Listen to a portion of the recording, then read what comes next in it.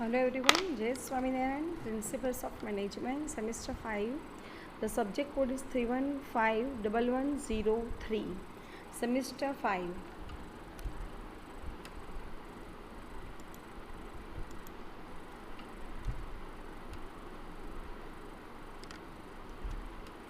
Unit 2, Principles of Management, Unit 2. In the previous lecture, we have discussed about history of management, introduction of school of management and scientific management also, and scientific theory we have discussed with many definitions. So let's discuss about topics. The behavioral approach. What is mean by behavioral approach? Improved version of human relations movement. Improved version of human relations movement. Critics of hierarchical authority, unity of command and traditional concepts. Prefer flexible organization structure. Encourages participative decision making as business problems are too complex to be solved by one single person. जब business problems की बात आती है, there are many person must have to participate and they have to solve the problem for a long time purpose. So it encourages participative decision making as possible as business problems are too complex to be solved by one single person.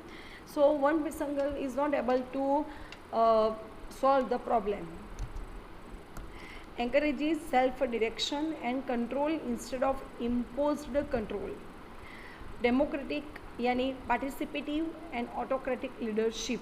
It means that prompt feedback for improvement is there. Its approach to conflict and change is quite pragmatic.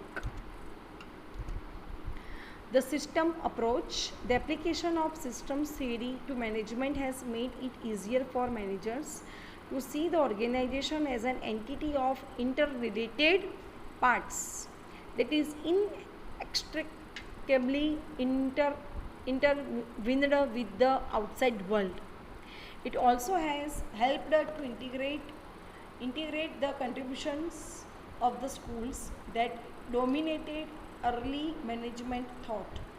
A system is an entity composed of interdependent parts, each of which contributes to the characteristics of the value also.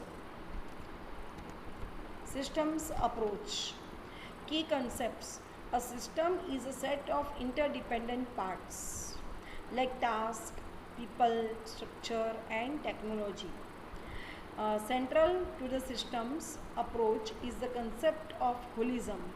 यानी कि 12 restaurants flow of info spindle known as gestal in psychology.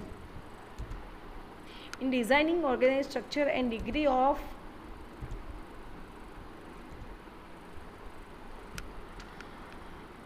we are going to say contingency approach. It also known as situational or if-then approach.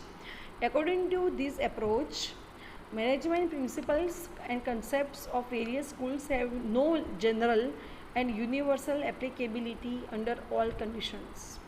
Contingency views are applicable in designing organizational structure and degree of centralization, like in planning information decision systems, in motivational and leadership approaches, in establishing communication and control systems, in resolving conflicts and managing change, in employee development and training programs, and in several other areas of organization and management. It is implemented.